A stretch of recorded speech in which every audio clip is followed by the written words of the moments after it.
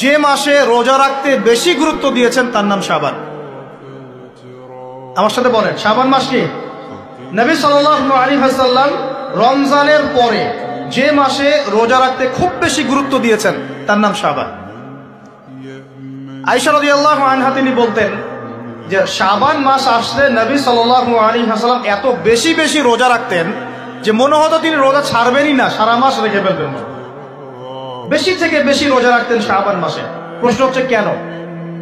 উত্তর, এমনিতে এই মাসটা বরকতময় এবং এই মাসে আল্লাহ পাক তার রহমতে বিপুল সংখ্যক মানুষকে জাহান্নাম থেকে মুক্তি দান করেন। সুবহানাল্লাহ। নবী সাল্লাল্লাহু আলাইহি ওয়াসাল্লাম এই মাসকে তাজিম করতেন। এই মাসের সম্মানার্থে, এই মাসে আল্লাহর রহমত বরকতের স্বার্থে নবী করিম সাল্লাল্লাহু আলাইহি ওয়াসাল্লাম এই মাসে বেশি বেশি রোজা রেখেছেন। সুন্নত কি শিখলাম?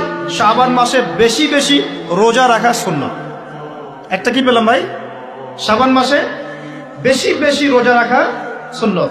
আপনি যদি মুকিম হন, শরীর সুস্থ থাকে, মুসাফির না, আপনার সুস্থতা আছে, সব ঠিক আছে, আপনি চেষ্টা করবেন এই মাসে বেশি বেশি রোজা রাখার। পারা যাবে ইনশাআল্লাহ।